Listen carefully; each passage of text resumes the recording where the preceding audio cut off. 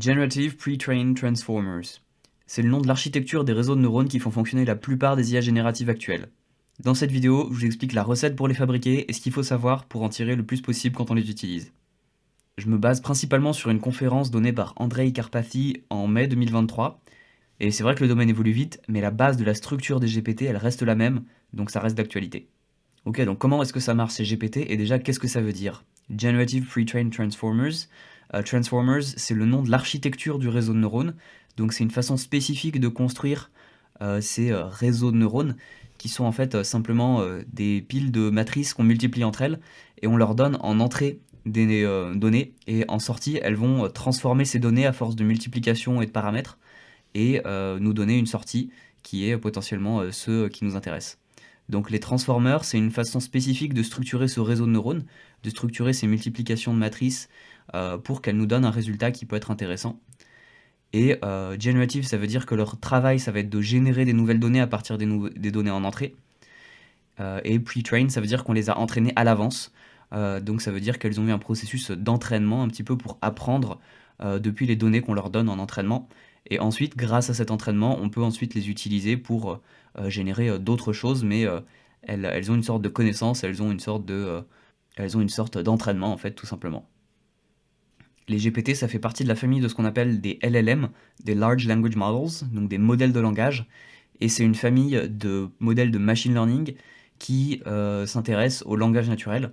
Donc le machine learning, c'est le processus de faire apprendre des choses à des machines à partir de données, c'est-à-dire qu'on ne va pas programmer explicitement la machine pour lui dire quoi faire, comme on le fait d'habitude dans la programmation, mais à l'inverse, en machine learning, on va laisser la machine elle-même apprendre à partir des données qu'on lui donne.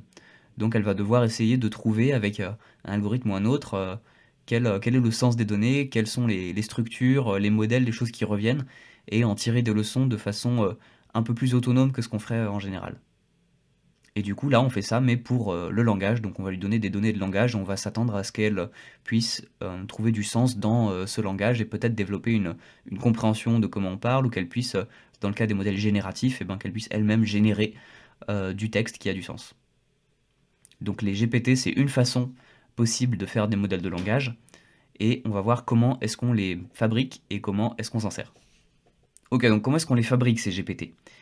Eh ben, on va pas parler exactement de leur structure du réseau de neurones, mais on va plutôt parler de comment est-ce qu'on les entraîne une fois que cette structure elle est fixée. Vous pouvez aller voir d'autres vidéos pour voir comment ça marche la structure d'un transformer.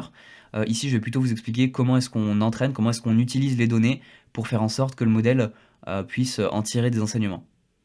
Et donc cet entraînement, il se passe en 4 phases majeures. On a une phase de pré-entraînement où on va faire ingérer au modèle des quantités phénoménales de données complètement brutes. Ensuite, on a une phase de supervised fine-tuning, donc d'ajustement supervisé, où on va donner des quantités plus petites de données au modèle, mais cette fois-ci des données qui ressemblent un peu plus à ce qu'on va vouloir qu'il fasse, c'est-à-dire des questions-réponses. Ensuite, on a une phase qui est divisée en deux parties. C'est le reward modeling et le reinforcement learning. Donc ça va servir à donner au modèle des exemples de bonnes et de mauvaises réponses pour augmenter la qualité de ce qu'il produit. Donc je vais vous expliquer ces 4 étapes une par une, et du coup on va commencer par le pre-training, le pré-entraînement. Donc le pré-entraînement, c'est là qu'il y a 99% de la puissance de calcul qui est dépensée pour entraîner ces modèles, et il faut savoir que ça en consomme énormément de la puissance de calcul. Parce que je vous ai dit que c'était un ensemble de multiplications et de paramètres, mais là on a des milliards de paramètres qui caractérisent ces modèles, et donc à chaque fois qu'on veut l'entraîner, on doit ajuster chacun de ces paramètres en fonction des données qu'on lui donne, et donc ça demande beaucoup de mémoire et beaucoup de puissance de calcul. Et notamment dans cette phase de pré-entraînement, parce que c'est là qu'on va traiter le plus de données.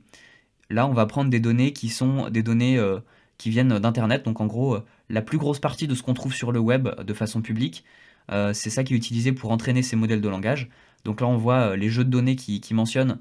On a Common Crawl. Donc crawl, c'est quand on récupère les pages web d'Internet et on va aller de lien en lien pour récupérer à peu près tout ce qu'on trouve sur Internet. C'est ça que font les moteurs de recherche comme Google pour avoir un index de tout ce qu'il y a sur le web pour pouvoir le rechercher. Et ben il y a des bases de données comme ça qui compilent toutes les pages web qui ont été récupérées et qui sont mises à jour en permanence. Donc c'est absolument énorme, on voit des téraoctets de taille. Donc ça c'est Common Crawl et C4, c'est des ensembles de pages web en fait.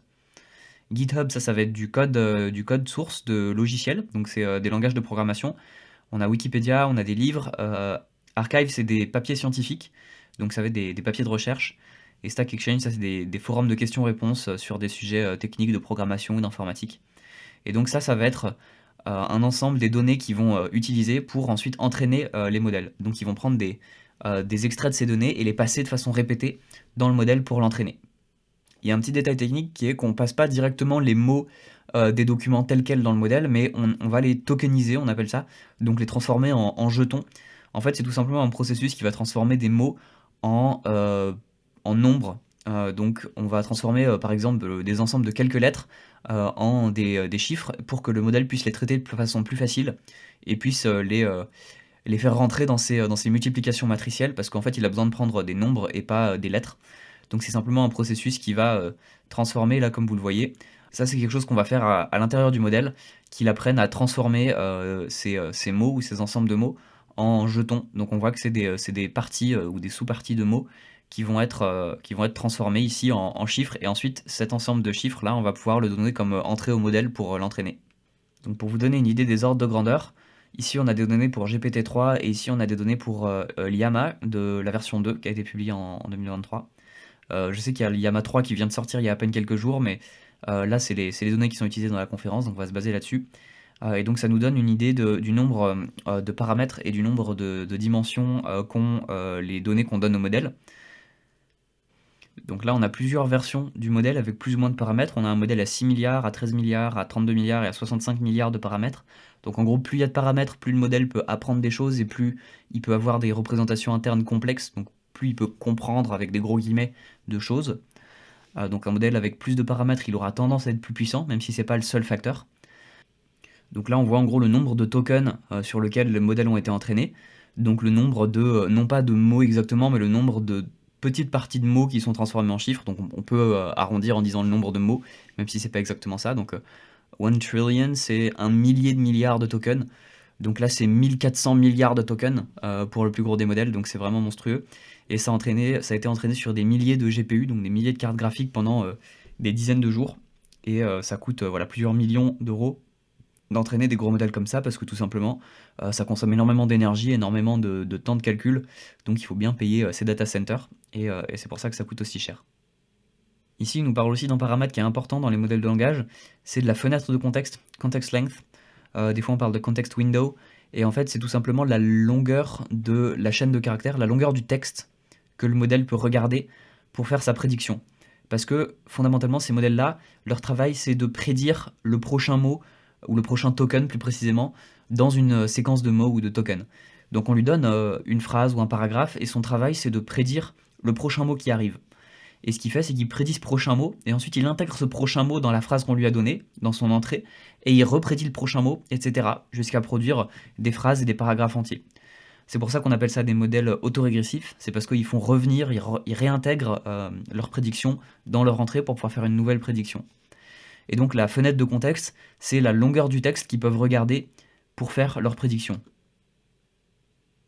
Donc quand on nous dit que 2048 tokens, c'est la longueur de contexte, ça veut dire qu'il peut regarder à 2048 jetons pour faire sa prédiction. Et tout ce qui est avant 2048, en gros tout ce qui est plus loin avant, eh ben, il l'oublie, entre guillemets, il peut plus le voir.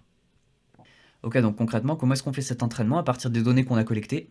Eh ben, on va prendre des morceaux de ces données, on va prendre des petits documents, et on va les découper pour qu'ils rentrent dans cette fenêtre de contexte. Donc ce qui se passe là, par exemple, c'est on les entraîne par batch. Notre jeu de données total, qui est absolument énorme, il va être découpé en plus petits morceaux qu'on appelle des batchs, et on va du coup donner ces petits ensembles de données au modèle, batch par batch, et à chaque batch, on va mettre à jour les paramètres. Donc on va corriger le modèle pour qu'il s'améliore et qu'il apprenne des données. Mais on va pas faire ça sur tout le jeu de données à la fois, on va lui donner des petits morceaux, des batchs, et à chaque batch, il va mettre à jour ses paramètres. Donc ce qui se passe, c'est que chaque batch, ça va être un certain nombre de fois un exemple, donc un certain nombre de fois la context window. Donc là, on voit que c'est des mots qui ont été transformés en tokens.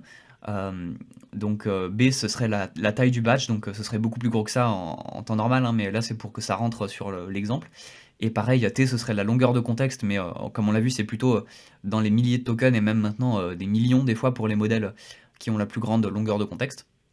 Donc c'est plus grand que ça, mais ça nous donne une idée. On a du coup des piles d'exemples, et on donne, voilà, c'est plusieurs exemples, on donne quelques exemples à la fois au modèle. il va calculer sa sortie, il va la comparer, la prédiction qu'il a faite à la prédiction qu'il était censé faire, et il va mettre à jour ses paramètres en fonction pour que sa prochaine prédiction soit plus proche de la bonne prédiction.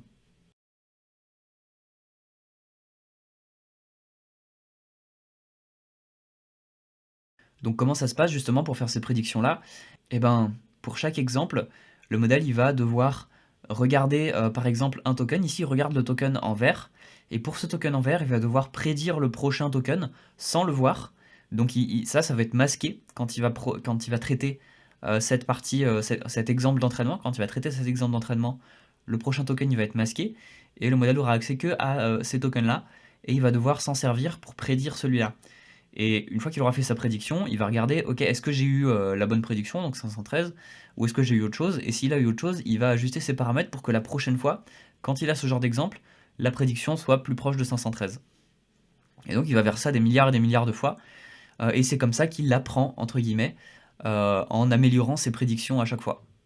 Et donc toute la structure interne avec toutes ces matrices qui vont faire différentes choses, mais on ne rentre pas dans le détail, toutes ces matrices vont être mises à jour à chaque fois pour que leurs paramètres donnent des meilleures prédictions.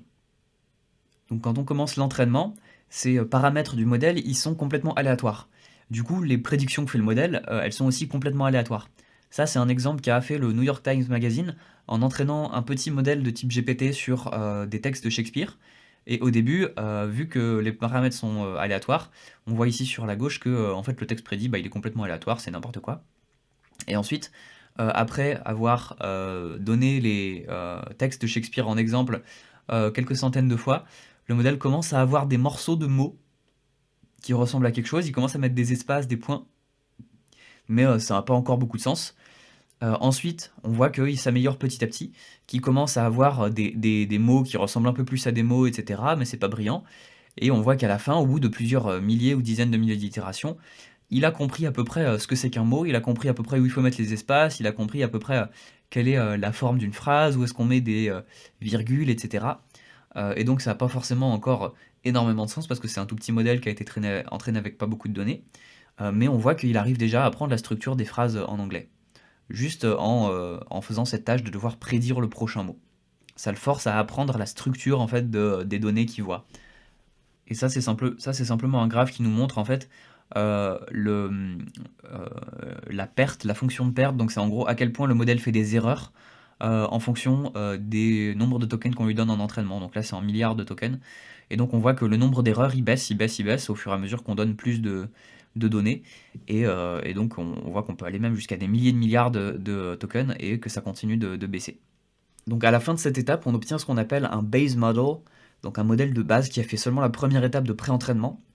Et en fait, même rien qu'avec ces modèles de base, c'est là qu'ils ont utilisé le plus de la puissance de calcul pour l'entraînement et c'est là qu'ils ont eu le plus de données, donc ils ont déjà assez de puissance. Et en fait, ils arrivent à développer des représentations assez complexes des données qu'on leur donne parce qu'on les force, entre guillemets, à apprendre des choses parce qu'on leur demande de prédire le prochain mot et pour ça, ils doivent comprendre un peu le contexte, ils doivent savoir analyser quels mots ont de l'importance dans les phrases qu'on leur donne, avec un mécanisme d'attention, on appelle ça. Ils ont une partie du réseau de neurones qui va devoir dire ok, ça je pense que ce mot-là il est important, celui-là il est moins, celui-là il est relié à tel autre mot, etc. Donc il y a une partie du modèle qui fait ça. Et ensuite, eh ben, il doit développer à l'intérieur de ces paramètres des représentations qui l'aident à comprendre le sens des mots et à dire ah bah là je pense qu'il parle de tel et tel sujet, donc le truc qui a le plus de sens, c'est qu'il y ait tel prochain mot. Et quand il voit des données de programmation, il dit ah bah là j'ai compris à peu près la structure de tel langage de programmation, le plus probable c'est qu'ensuite ils viennent tel symbole, tel mot, etc. Et donc en fait ce truc de prédiction du prochain mot, ça le force à vraiment comprendre un petit peu ce qui se passe pour pouvoir prédire quelque chose qui a du sens. Et donc c'est pour ça qu'ils arrivent ensuite à générer des choses qui ont l'air plausibles, même si des fois c'est complètement faux et insensé parce que c'est simplement une prédiction probabiliste euh, de, euh, de mot par mot, et c'est pas un raisonnement réfléchi avec de la planification, etc. C'est juste en gros un ensemble de probabilités, et il va tirer un mot au hasard, enfin au hasard en prenant en compte celui qui est le plus probable d'après les données d'entraînement qu'il a eues. Vu qu'il fait ça mot par mot, en fait, il y a pas vraiment de planification ou de raisonnement qui a lieu, c'est juste des probabilités très complexes, mais ça permet déjà de faire des choses assez puissantes. Donc une fois qu'on a ce modèle de base, on peut faire plusieurs choses. On peut continuer à l'étape suivante, de faire du fine-tuning. Mais même sans aller jusque-là, on peut déjà s'en servir tel quel du modèle de base. Par exemple en faisant du prompting. C'est-à-dire qu'on va piéger un petit peu le modèle en lui donnant un document à compléter, mais ce document, on l'aura fabriqué intelligemment pour que le modèle fasse ce qu'on a envie de faire. Donc par exemple, on va lui donner un document qui ressemble à ça, qui ressemble à une introduction avec ensuite des questions et des réponses. Et on va lui dire, bah voilà, voilà un document où il y a quelqu'un qui pose des questions et un assistant qui lui répond. Et le modèle va, lui, son travail, c'est de compléter et de prédire le prochain mot.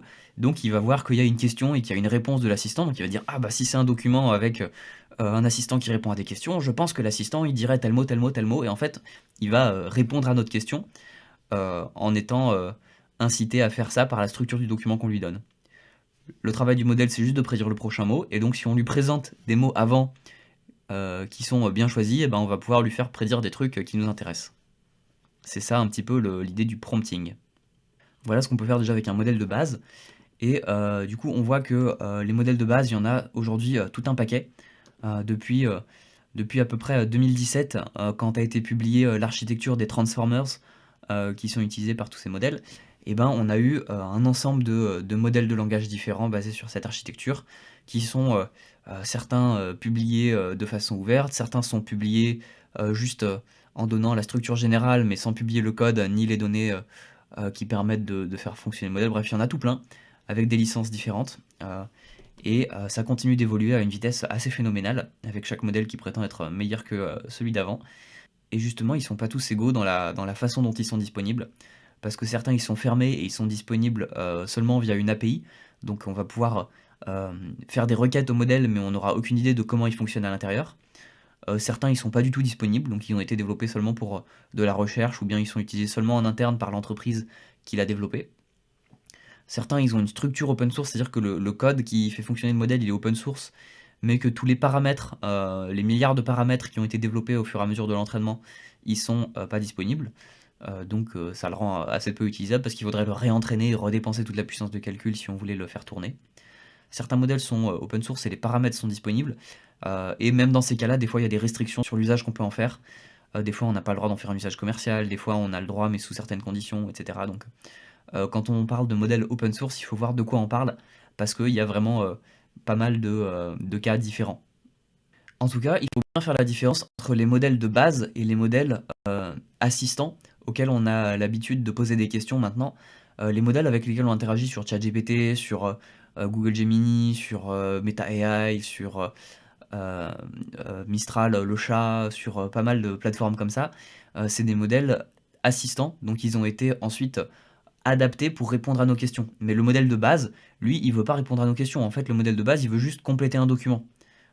Donc là, on peut voir par exemple, si on lui dit écris un poème à propos de pain et de fromage, et ben le modèle il va vouloir compléter ce document et donc il va rajouter des phrases un peu dans le même style. Il va dire ah, écris un poème à propos de quelqu'un qui est mort de faim, écris un poème à propos euh, de gâteaux, etc. Et donc il va pas du tout vouloir répondre à nos questions, il va juste continuer à écrire plus de questions. Euh, donc on peut le piéger un petit peu en lui disant voici un poème à propos de gna gna gna, et donc là il va effectivement l'écrire. Mais c'est pas ça qu'on utilise nous la plupart du temps, on utilise des modèles qui sont pas les modèles de base, mais qui sont des versions adaptées et qui ont été re-entraînées des modèles de base pour qu'ils répondent à nos questions. Et donc c'est ce qu'on va voir juste après, l'étape du Supervised Fine-Tuning. C'est l'étape numéro 2.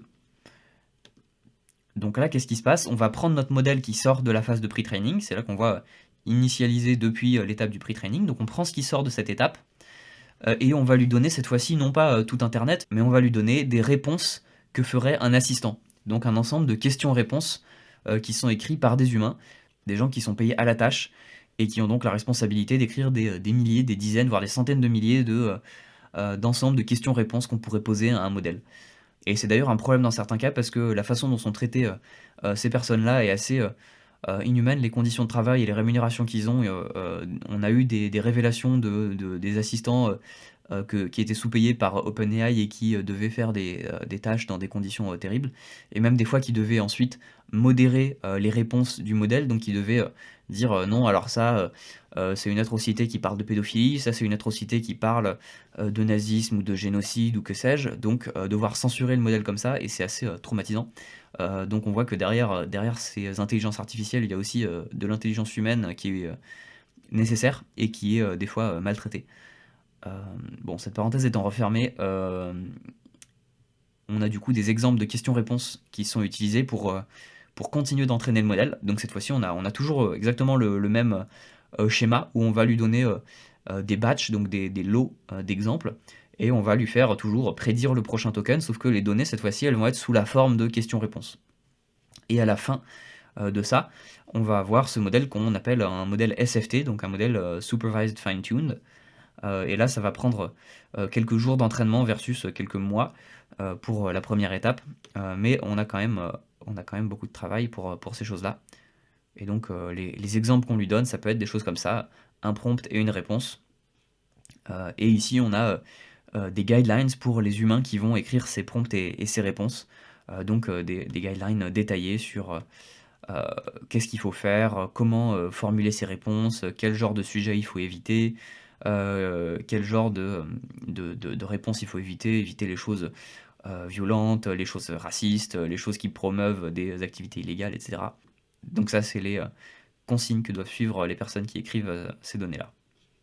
Et donc une fois qu'on a fait cette étape-là, notre modèle, il a un peu plus l'habitude de répondre à des questions qu'on lui pose, plutôt que de simplement continuer un document. Là, il va vouloir continuer un document, mais en ayant en tête que son rôle, ça va plutôt être de répondre à des questions qu'on lui a posées. Donc on peut s'arrêter là et utiliser le modèle tel quel, mais on peut aussi aller un cran plus loin et faire les deux dernières étapes de notre entraînement, qui sont le Reinforcement Learning from Human Feedback. Donc cette nomenclature-là, elle englobe les deux dernières étapes de notre processus, qui sont le Reward Modeling et le Reinforcement Learning. Donc qu'est-ce que c'est que cette affaire? Le Reward Modeling, ça va être une étape où on va créer un autre modèle, mais qui va cette fois-ci apprendre à dire si une prédiction, si une sortie du premier modèle, elle est bonne ou pas. Donc il va avoir des exemples qui sont sous la forme un exemple de ce qu'a généré un modèle et une note qui a été donnée par des humains pour dire si c'est un bon exemple ou si c'est un mauvais exemple. Donc en fait c'est même des comparaisons avec une question et plusieurs réponses possibles et un classement de quelle est la meilleure réponse. Donc ça ressemble à peu près à ça. On a une question, donc là écrit une fonction en Python qui regarde si une chaîne de caractères est un palindrome. Et là on a plusieurs réponses qui ont été données par un modèle. Donc on lui a posé plusieurs fois cette question-là et il a donné plusieurs réponses différentes. Et ces réponses, elles ont été classées par des humains en disant bah, celle-là c'est la meilleure, celle-là elle est un peu moins bien et celle-là elle est encore moins bien. Et donc ça va être les données d'entraînement qu'on va donner à notre modèle pour cette troisième étape de Reward Modeling. Et son travail du coup ça va être non plus de prédire le prochain mot dans une séquence de mots, mais de prédire la note, le classement qui va être donné à telle ou telle prédiction faite par l'autre modèle. Donc concrètement, nos batchs, avec nos exemples d'entraînement, ils ressemblent cette fois-ci à ça. On va avoir un prompt et la réponse. Et cette fois-ci, le modèle, il va pas essayer de prédire ni le prompt ni la réponse, il va essayer de prédire juste ce token-là, qui est un token de récompense, donc qui va représenter la note qu'a eu cette réponse, en fait. Et donc, son rôle, ça va simplement être de prédire ce token de note. Donc ce modèle-là, il ne sert pas à grand-chose tel quel, on ne peut pas le déployer, il ne va pas nous servir à répondre à nos questions ou quoi que ce soit, mais il va nous servir pour la dernière étape d'entraînement, qui va être le Reinforcement Learning. Parce qu'en fait, il est capable de juger une réponse individuelle maintenant. On va lui donner une seule réponse et il va être capable de prédire est-ce que c'est une bonne réponse ou est-ce que c'est une mauvaise réponse. Et ça va nous être super utile pour la dernière étape, qui va être voilà, le Reinforcement Learning. Et dans le Reinforcement Learning, ce qui se passe, c'est qu'on reprend du coup le modèle de Supervised Fine-Tuning cette fois-ci.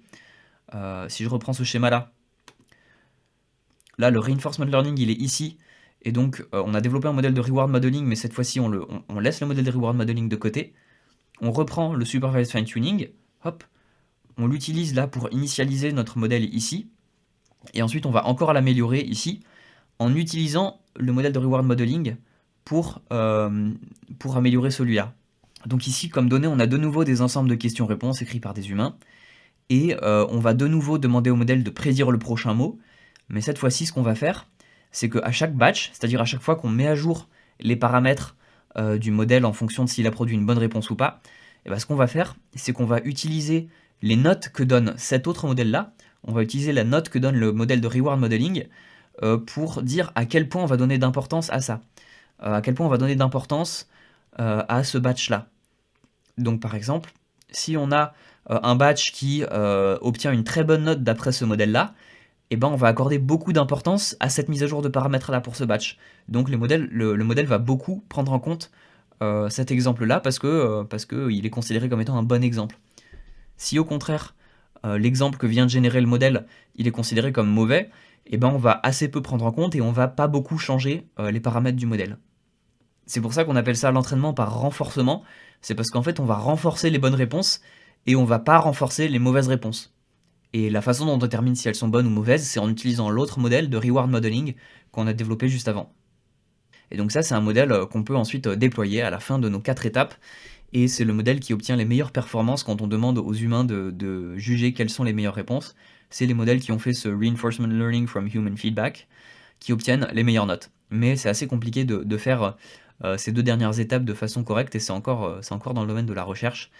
C'est pas très facile à faire soi-même. Donc les 3 types de modèles qu'on peut déployer et utiliser tels quels, c'est les modèles de base, les modèles Supervised Fine-Tuning et les modèles Reinforcement Learning from Human Feedback, donc les modèles qui ont fait les 4 étapes.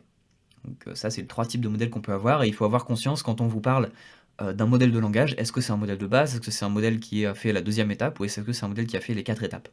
Donc voilà les 4 étapes pour entraîner ces modèles. Mais une fois qu'ils sont entraînés et qu'on les a à disposition, comment est-ce qu'on fait pour en tirer parti du mieux possible? Parce qu'ils ont beau être assez puissants, ils fonctionnent pas exactement comme un humain. Donc il faut savoir comment est-ce qu'ils marchent pour savoir comment est-ce qu'on fait pour s'en servir le mieux possible. Savoir comment marche notre outil pour pouvoir l'utiliser au mieux. Et bien déjà, quelle est la différence entre la façon dont on réfléchit, nous les humains, et la façon dont réfléchit avec des gros guillemets un tel modèle? Et ben, nous, on a un processus de réflexion en plusieurs étapes et à plusieurs niveaux. C'est-à-dire que quand on écrit quelque chose, on va vouloir se dire ok, qu'est-ce que j'ai envie d'écrire? Ah tiens, j'aimerais bien écrire à propos de ce sujet-là. Ok, tiens, peut-être que il me manque des données sur tel et tel aspect, donc je vais aller faire des recherches. Ensuite, ok, maintenant j'ai des données, très bien, donc mon idée ça va être d'écrire à peu près cette idée-là, et donc je fais un premier brouillon, je l'écris. Ensuite, j'évalue mon brouillon, je me dis est-ce que c'est bien, est-ce que c'est pas bien, ah non, je pourrais le modifier pour que ce soit comme ça, etc. Et à la fin, on arrive à un texte final. Mais du coup, il y a quand même beaucoup d'étapes. Il y a une étape où on sait quelles sont les connaissances qu'on a et quelles sont les connaissances qu'on n'a pas, du coup on peut aller faire appel à des ressources externes. On peut avoir aussi un processus de révision, donc un premier brouillon, et ensuite on va évaluer notre brouillon et le modifier. On peut avoir un raisonnement en plusieurs étapes, à plusieurs niveaux, en disant tiens, mon objectif c'est de transmettre telle idée, et du coup il faut que je la découpe en sous-idées, ou bien que je l'amène de telle façon pour que les gens comprennent bien. Et donc on voit que c'est un processus assez structuré qu'on peut suivre. Et à l'inverse, un modèle de langage tel que les GPT, il va pas du tout avoir cette réflexion-là. Lui, son travail, c'est juste prédit le prochain mot.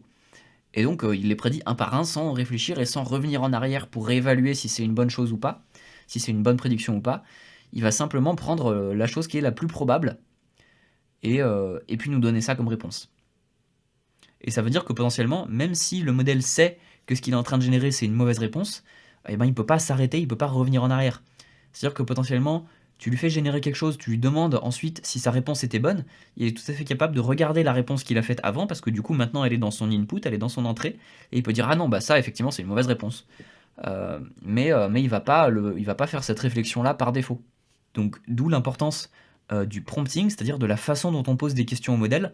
En fait, on va pouvoir utiliser le prompting pour prendre en compte cette façon dont fonctionnent les modèles. Fondamentalement, le prompting, on peut voir ça comme une façon de combler cette différence de fonctionnement entre les modèles de langage et notre cerveau. Donc voilà, on a plusieurs techniques. On va pouvoir lui dire, par exemple, la technique de chain of thought, c'est de lui dire explique-moi ta réflexion étape par étape. Ça veut dire, en gros, plutôt que de me donner juste une réponse, tu vas pouvoir expliquer chacune des étapes de ta réponse. Et en fait, ça sert à plusieurs choses. Ça sert à faire en sorte que le modèle il puisse étaler sa réflexion sur plus de texte. Parce qu'en fait, la puissance de calcul qu'il dépense, le modèle, elle est par morceau de texte, par token qu'il va générer. Donc chaque token, il va calculer un nombre constant d'opérations.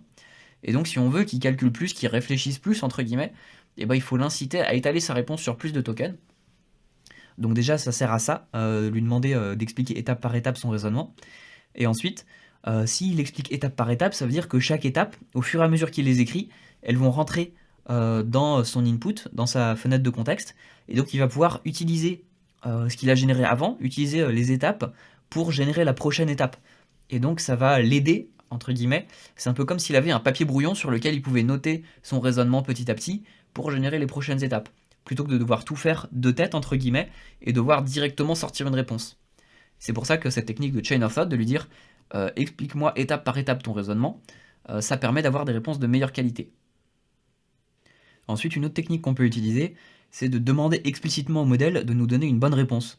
Parce que, en fait, les modèles de langage, leur travail, c'est simplement de prédire le token qui est le plus probable, mais dans leurs données d'entraînement, peut-être qu'ils ont vu des réponses complètement mauvaises, complètement débiles ou complètement fausses, et potentiellement, ils le savent qu'elles sont fausses. Mais eux, leur travail, c'est simplement de générer ce qui est le plus probable.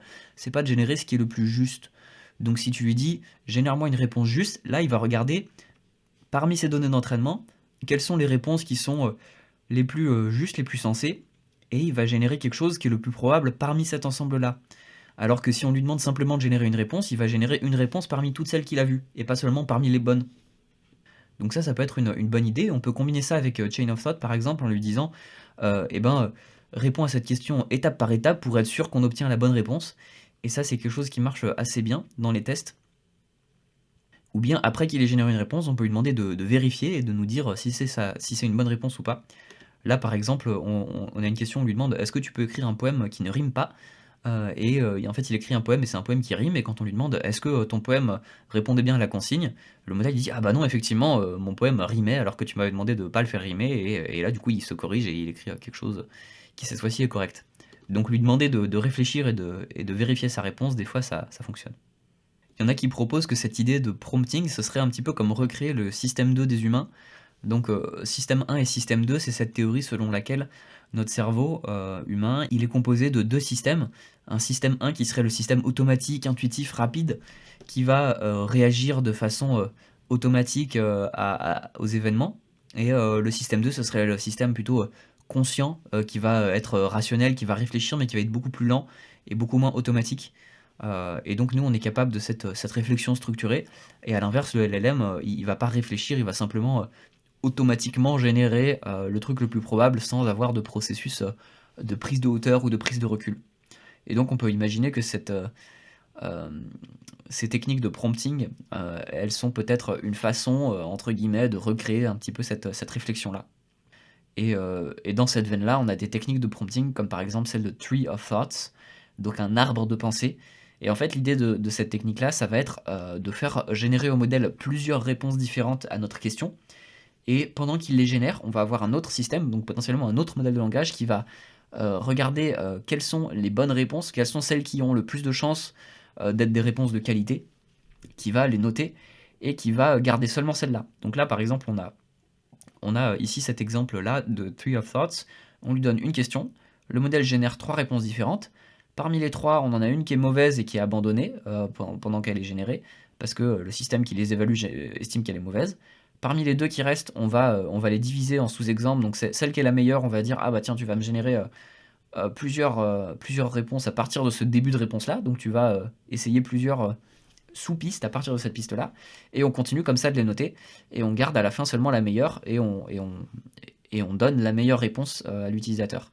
Et ça nous permet d'explorer plusieurs possibilités, de faire plusieurs tests. Ok, si on part dans cette direction-là, si on part dans cette direction-là, à quoi est-ce qu'elle ressemble notre réponse? Quelle est la meilleure? Et on garde seulement la meilleure. Donc ça, c'est une façon de créer un petit peu artificiellement un système de réflexion, même si c'est assez basique, c'est assez rudimentaire, mais ça nous permet d'avoir déjà des petites améliorations. On a encore d'autres techniques qui essayent de faire ce genre de choses. Par exemple, AutoGPT, c'est un système qui a une file d'attente de tâches. Donc l'utilisateur donne un prompt donne une question et on va avoir un premier modèle de langage qui va décomposer cette première tâche en sous-tâches, qui va stocker ça dans une base de données, et ensuite on va avoir d'autres modèles qui vont traiter les sous-tâches une par une, et ensuite produire une réponse finale en synthétisant les différentes sous-tâches. Et on a aussi un système qui priorise les tâches, etc. Donc c'est une façon, encore une fois, de créer une sorte de structure, de réflexion qui va décomposer une tâche en sous-tâches. C'est une façon de créer un petit peu plus de réflexion et de prise de recul dans le fonctionnement d'un modèle de langage. Ça, c'est ce que je vous ai dit tout à l'heure, simplement demander au modèle de produire une bonne réponse. Donc là, on voit un petit peu ce qui marche le mieux comme prompt. Donc on lui dit, voilà, tu dois me donner une preuve, réfléchis bien, etc. Et comme je vous ai dit, essayons de trouver une réponse étape par étape pour être sûr qu'on arrive à la bonne réponse. C'est quelque chose qui marche assez bien, qui produit des réponses de bonne qualité en général. Ensuite, pour avoir des bons résultats avec un modèle de langage, ce qui peut être intéressant, c'est d'utiliser des outils externes. Parce que nous, quand on fait une tâche, on sait que par exemple, on n'est pas super bon en calcul mental, ou qu'on ne connaît pas toutes les dates de tel et tel événement par cœur. Et donc, quand on en a besoin, on sait qu'il faut aller utiliser un outil externe. Mais le modèle, lui, il ne sait pas. Il ne sait pas ce pourquoi il est bon ou ce pourquoi il est mauvais. Son travail, c'est juste de prédire le prochain mot, et il n'y a pas de réflexion qui va derrière ça. Et donc, on peut lui dire, écoute, voilà, il faut que tu saches que tu n'es pas très bon pour le calcul mental ou pour telle ou telle tâche. Et donc, quand tu as besoin de faire du calcul, tu peux utiliser tel et tel outil. Et voilà la syntaxe pour faire un appel à ton outil de calcul, à faire appel à ton outil d'évaluation de de programmation, etc. Et donc, c'est ce qui commence à se faire aujourd'hui en permettant au modèle d'utiliser des différents outils externes. Et ça permet d'augmenter leur puissance. On a aussi le RAG, donc le Retrieval Augmented Generation. Donc c'est de la génération augmentée par de la récupération. Donc en gros, on va aller récupérer des données depuis une base de données. Donc quand on pose une question au modèle, il va dire ah tiens, il me pose une question sur tel sujet. Je vais aller voir dans ma base de données si j'ai pas des informations sur tel sujet. Il va récupérer ces données-là et les utiliser comme contexte pour ensuite générer sa réponse. Et donc ça c'est très utile si on veut travailler sur des données spécifiques. Par exemple, si on veut avoir le contenu d'un livre à disposition pour générer nos réponses, si on veut avoir la base de données interne d'une entreprise, si on veut avoir un ensemble de papiers de recherche scientifique sur lequel on veut que le modèle réfléchisse ou je ne sais quoi, ça nous permet en fait d'avoir plus de données à disposition que ce que le modèle a simplement en tête, entre guillemets, dans ses paramètres. C'est un peu comme si on ajoutait l'accès à une bibliothèque en plus d'avoir simplement les informations qu'il a stockées dans sa mémoire. Nous, si on nous demande de répondre à des questions simplement de mémoire, eh ben, on y arrivera moins bien que si on nous dit bah tiens, tu peux aller faire des recherches dans telle ou telle base de données. Donc c'est ça le RAG, Retrieval Augmented Generation, c'est qu'on ajoute une base de données depuis laquelle le modèle peut se nourrir. On a une technique de constraint prompting, donc de forcer la réponse du modèle à avoir une forme particulière. Donc là, on le force à avoir une forme de JSON, donc c'est un format de données structuré. Et en fait, ce qui se passe, c'est que on définit la réponse comme ayant une certaine structure, et le modèle, on lui permet simplement de prédire à certains endroits. Donc c'est un peu comme un texte à trous, et le modèle, il va avoir le droit de prédire les prochains mots seulement dans les trous qu'on a définis, pour qu'on force la réponse à avoir une certaine structure. Et donc ça peut être vachement utile quand on a besoin que la réponse, elle ait un format spécifique. Et enfin, on peut aller aussi un peu plus loin en faisant du fine-tuning, c'est-à-dire en continuant d'entraîner notre modèle à prédire les prochains mots, mais avec nos données spécifiques qui sont spécifiques au problème qu'on veut faire. Donc comme ça, le modèle il va continuer de s'entraîner, il va continuer à avoir plus d'exemples, mais cette fois-ci des exemples qui sont plus pertinents pour notre tâche qu'on veut faire. Mais l'avantage, c'est que vu qu'il a été déjà pré-entraîné, vu qu'il a un pre-trained generative transformer, eh ben, il a déjà toute cette connaissance du langage, il a déjà toute cette connaissance d'un certain nombre de faits et de structures qui font qu'on a besoin de beaucoup moins de données pour le fine-tune que si on devait entraîner un modèle à partir de zéro avec simplement nos données pour la tâche qu'on veut faire. Mais ça demande plus de compétences évidemment de faire du fine-tuning que de simplement réfléchir à un prompt de qualité pour le modèle ou à faire du RAG par exemple. Le fine-tuning c'est plus compliqué, et si on veut aller faire du RLHF comme je vous ai décrit au début, et ben ça devient encore plus technique et donc ça demande plus de compétences. Donc aujourd'hui, comment on fait pour utiliser les modèles de façon intelligente et de façon optimale, et ben déjà on peut commencer par s'abonner à cette chaîne YouTube parce qu'il y aura encore plus de techniques et de nouvelles infos sur ces sujets-là à l'avenir. Donc si vous voulez pas en rater, abonnez-vous. Et ensuite, du coup, les recommandations d'Andrei Karpathy sur ce sujet, c'est du coup de commencer à regarder le domaine du prompt engineering pour tirer le plus parti des modèles sans avoir besoin d'aller dans des trucs plus techniques comme le fine-tuning ou le RLHF, parce qu'on peut déjà avoir pas mal d'améliorations en performance simplement en concevant des prompts qui sont bien fichus pour que le modèle donne des bonnes réponses.